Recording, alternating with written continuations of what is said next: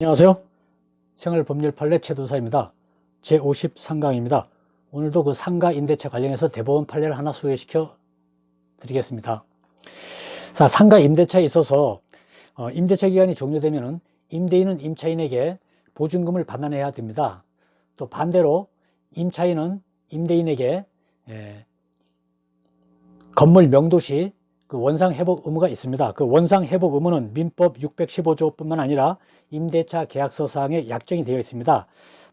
임차인이 필요한 경우 시설물 설치는 허용하되 계약 해지 시나 임대인의 요구 시 만료 시에는 원상 복구하기로 한다, 이런 약정들이 되어 있습니다. 근데 또한 우리 민법에서 임차인은 건물 명도시 권리가 몇 가지 있습니다. 필요비, 유익비 상환 청구권이 있고 또 부속물 매수 청구권 등을 인정하고 있습니다.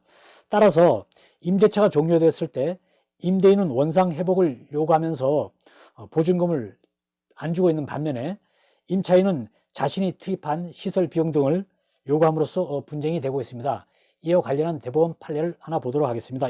1993년도 10월 8일 선고한 판결입니다. 즉 사실관계를 먼저 보겠습니다.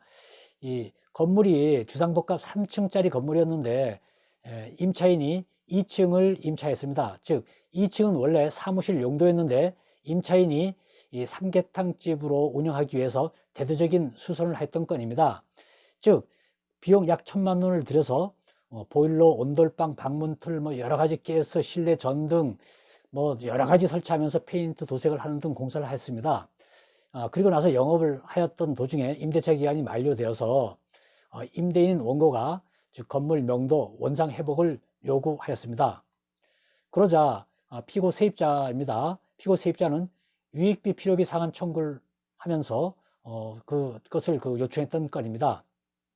그 대법원 판결을 보면은 결론부터 말씀드리면은 임대인 원고가 승소했던 것입니다. 즉 임차인에게 필요비나 유익비 등의 어떤 시설비 관련 비용을 주지 않아도 되고 건물 명도 받게 된 것이었습니다. 이 대법원 그 판결 이유를 보면은 그 피고 즉 그 세입자가 지출한 그 약 1,000만 원의 비용은 어디까지나 그 피고가 이 건물에서 삼계탕집을 운영하기 위해서 경영하기 위한 것이지 건물의 보존을 위한 비용, 즉 이것을 필요비라 하고 있습니다. 건물 보존을 위한 비용이라든지 그 객관적 가치를 증가시키기 위한 비용, 이것을 유익비라고 합니다. 객관적 가치를 증가시키기 위한 것이 아니어서 결국 필요비 또는 유익비라고 할 수 없다라고 판단하였습니다. 그러자 또 임차인은 부속물 매수 청구권을 주장했습니다. 즉 임차인이 부속한 소유물로서 건물의 어떤 구성 부분을 해당하지 않고 별개 독립된 것으로서 임대인 보고 매수하라고 청구한 것입니다. 그러나 역시 대법원 판례에서는 이 사건 그 건물의 구성 부분으로 이미 합체돼 있었고 공사한 내용들을 보면은, 그리고 또 피고가 그 삼계탕집이라는 그 특수한 목적에 사용하기 위한 것으로서 시설한 것이기 때문에 부속물 매수 청구 대상도 안 된다고 판단하였던 것입니다. 이러한 이상의 그 판례의 내용과 다른 판례들 등을 종합해 보면은 이 원상회복 의무 약정을 필요비나 유익비 상환 청구권을 포기하는 조항으로 해석합니다. 따라서 원상회복 의무 약정이 있다면은 임차인은 필요비나 유익비를 지출했어도 임대인에게 그 비용 상환을 청구할 수 없습니다. 또한 이 부속물 매수 청구에 관련해서도 설사 이 부속물 매수 청구 대상이 된다 하더라도 부속물 매수 청구권 약정은 효력이 있다라고 하고 있습니다. 예를 들면은 대법원 판례 예를 하나 보겠습니다. 임차인 비용으로 건물을 증축했습니다. 그랬을 경우 그 증축한 부분을 임대인 소유로 하기로 하는 약정이 있었습니다. 이런 것은 임차인의 그 원상 회복 의무를 면하는 대신 그 어떤 투입한 비용의 변상이나 그 권리 주장을 포기하는 것으로서 특별한 사정이 없는 한 효력이 있다라고 판결하고 있습니다. 자, 그렇다면은 임차인이 나갈 때 투입한 유익비나 필요비 등의 어떤 시설 비용을 회수할 방법은 무엇이 있을까요? 한번 생각해 보기로 하죠.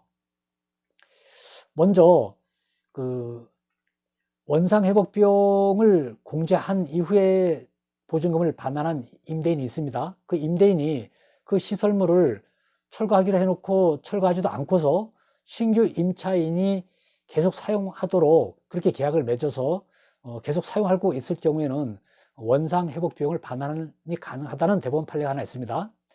그리고 두 번째는 우리가 2015년도에 그 권리금 회수 보호 조항이 있습니다. 권리금 보호 조항을 이용해서 권리금 계약을 해서 신규 임차인으로부터 그 시설 권리금 등에서 그 비용을 회수한다 그러면 문제는 해결되겠죠. 그러나 이제 이 경우 임대인 건물주의 그 동의하는 것인데 건물 명도 소송 시에 과연 이것이 가능할까 그런 의문이 듭니다. 세 번째, 권리금 회수, 결국은 권리금 회수 방해로 인한 손해배상 청구권을 행사해서 즉 그 임대차 종료 6개월 전부터 신규 임차인을 주선한다든지 권리금 계약 등을 해서 그 어떤 형성된 권리금을 손해배상으로 보존받는 방법도 있겠습니다. 그리고 네 번째로는 이제 신규 임차인이 주선이 안 되거나 결국 권리금 형성이 안 되어서 즉 권리금 회수가 안 되는 경우는 결국 방법이 없다고 보여집니다.